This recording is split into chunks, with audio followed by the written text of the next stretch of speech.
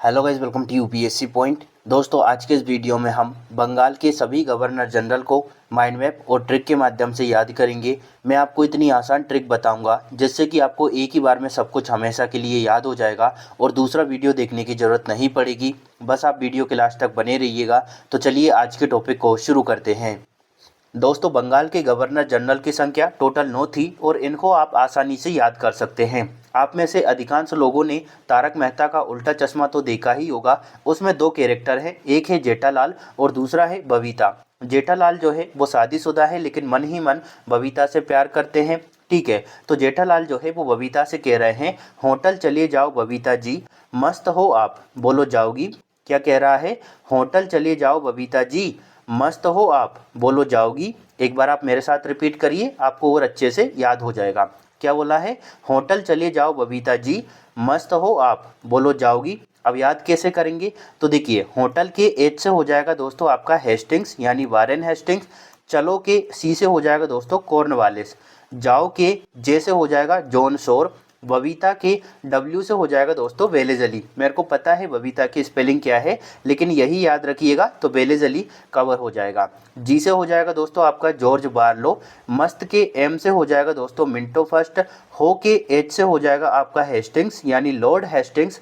इसके बाद आपके ए से हो जाएगा दोस्तों आपका एम हर्ट्स। बोलो के बी से हो जाएगा दोस्तों आपका वेंटिक। टोटल 9 गवर्नर जनरल है। इनको याद करने के लिए बस आप एक सेंटेंस याद कर लीजिए, होटल चलिए जाओ बबीता जी, मस्त हो आप, बोलो जाओगी। है ना? बस इतना ही आपको याद करना है, सारा क्रम आपको आसानी से याद हो जाएगा। अब हम एक एक गवर्नर जनरल को पकड़ेंगे और उसको माइंड मैप के माध्यम से पढ़ेंगे, तो उससे क्या होगा कि आपको सरलता से सारी चीज़ें याद हो जाएगी। जो महत्वपूर्ण तथ्य बच्चों को याद नहीं होते हैं ना, तो वो भी आपको आसानी से याद हो जाएंगे। तो चलिए आगे बढ़ते हैं।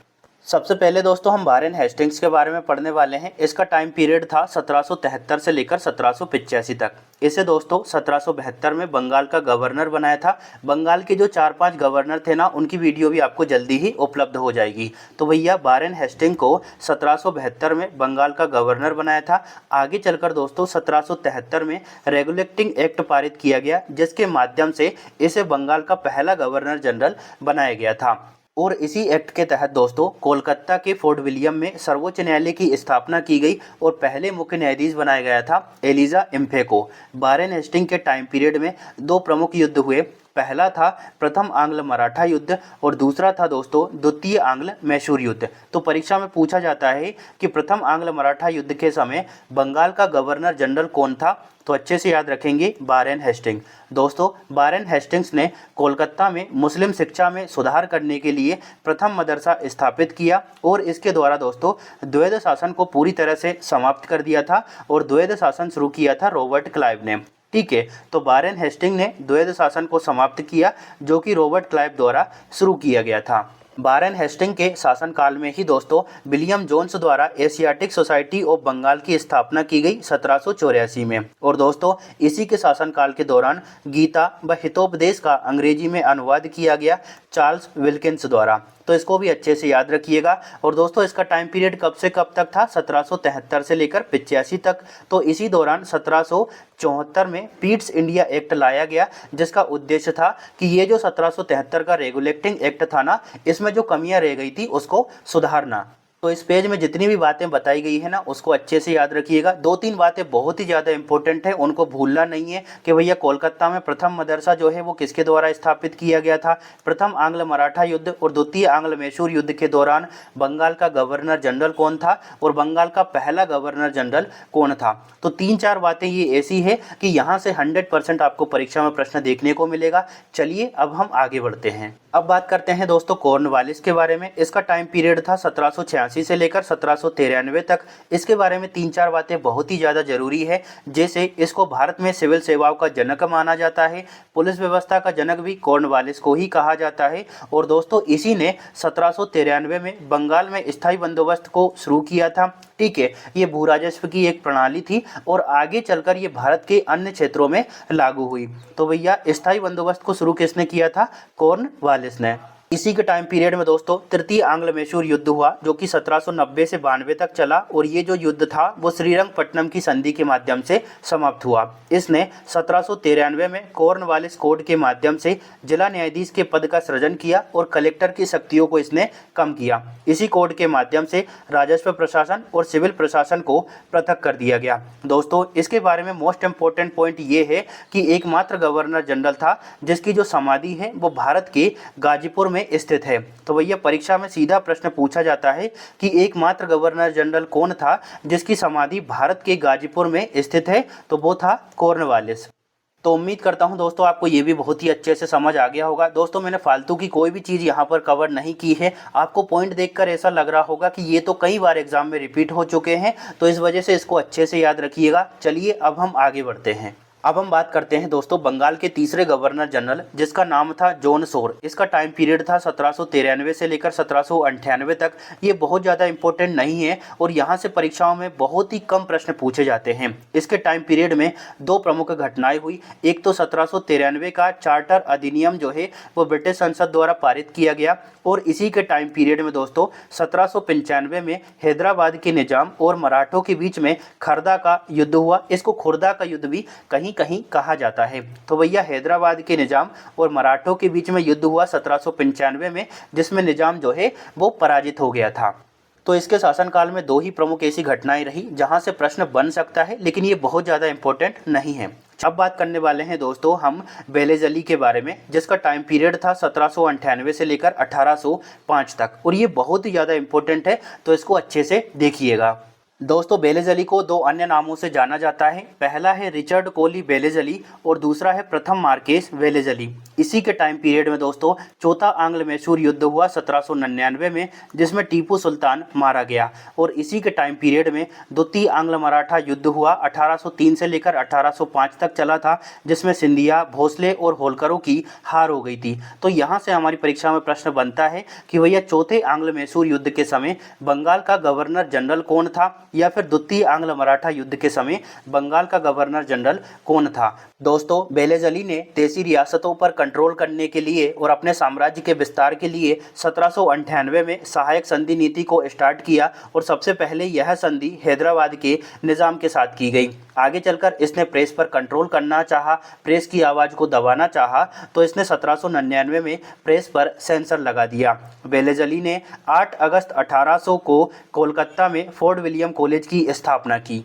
तो उम्मीद करता हूं दोस्तों आपको ये भी अच्छे से समझ आ गया होगा। मैंने यहाँ पर एक एक पॉइंट को चुन चुनकर कवर किया है, और ये सभी हमारे एग्जाम के दृष्टिकोण से काफ़ी महत्वपूर्ण है। इस वजह से वीडियो को बिल्कुल भी स्किप नहीं करना है। चलिए अब आगे बढ़ते हैं, और अब हम बात करने वाले हैं जॉर्ज बार्लो के बारे में, जिसका टाइम पीरियड था 1805 से लेकर 1807 तक। इसके कार्यकाल के दौरान केवल एक ही घटना है जो कि हमारे एग्जाम में आ सकती है, वो है बेल्लोर का विद्रोह, जो कि 1806 में हुआ था।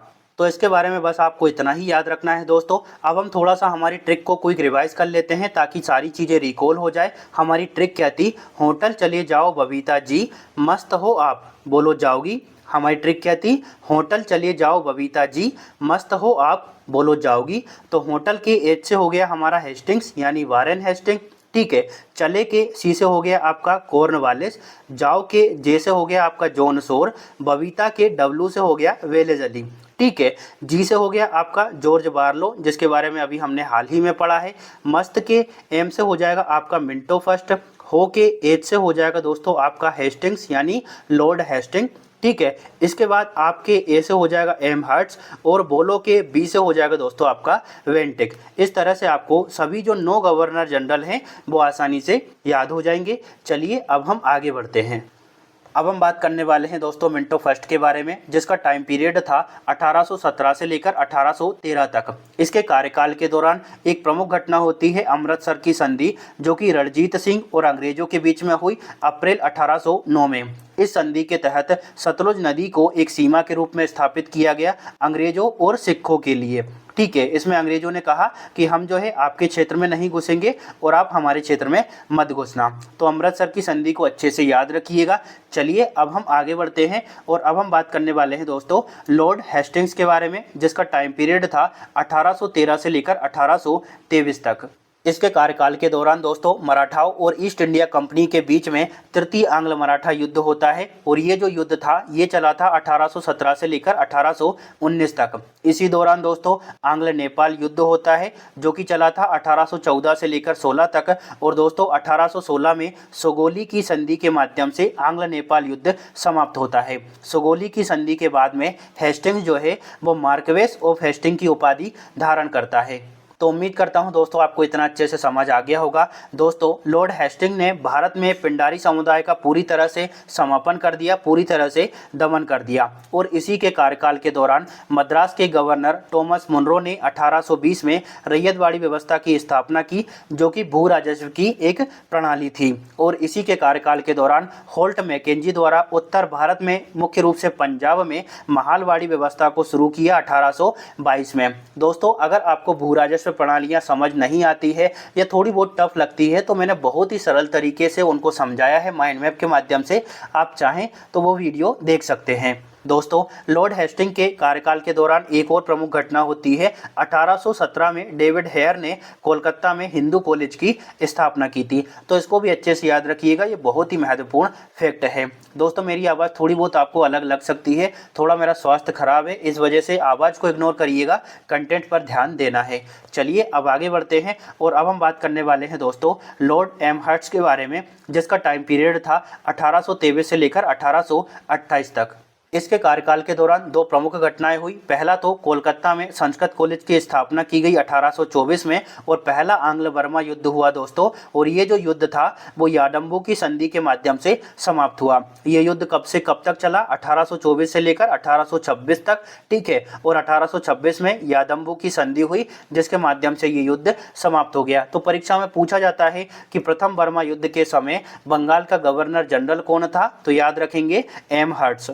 अब बात करने वाले हैं दोस्तों बंगाल के अंतिम गवर्नर जनरल जिसका नाम था विलियम वेंटिक। वेंटिक का नाम बहुत ही ज़्यादा जरूरी है क्योंकि ये जो है भारत का पहला गवर्नर जनरल भी बना था, इस वजह से बहुत ही अच्छे से इसको देखना है। देखिए बंगाल के गवर्नर जनरल के दौरान इसका टाइम पीरियड रहा 1828 से लेकर 1833 तक। इसने दोस्तों सती प्रथा का अंत कर दिया 1829 में। ठगी प्रथा का भी इसने अंत किया, इसको अवैध घोषित कर दिया, ठीक है। बेंटिक ने कोलकाता में मेडिकल कॉलेज की नींव रखी।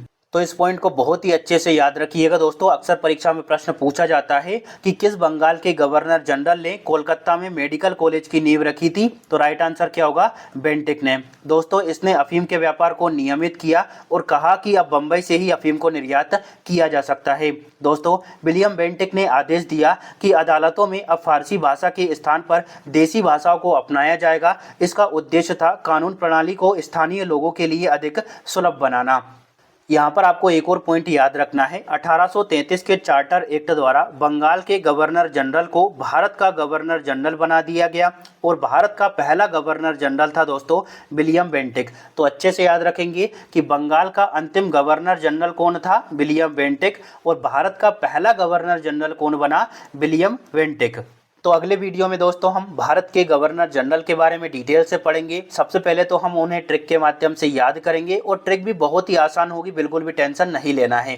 इसके बाद हम इसी तरह से माइंड मैप से सारी चीज़ों को डिटेल से पढ़ेंगे और सबसे पहले अगली वीडियो में हम विलियम बेंटिक के बारे में पढ़ने वाले हैं और इससे संबंधित जो भी अन्य तथ्य हैं ना उन्हें हम वहाँ पर कवर करेंगे। अगर आपको आज का वीडियो अच्छा लगा हो तो लाइक शेयर और सब्सक्राइब जरूर करिएगा। आज की ट्रिक को बिल्कुल भी नहीं भूलना है। हमारी ट्रिक क्या थी? होटल चली जाओ बबीता जी, मस्त हो आप बोलो जाओगी। बस इतना ही आपको याद करना है। वीडियो अच्छा लगा हो तो कमेंट जरूर करिएगा। Thank you.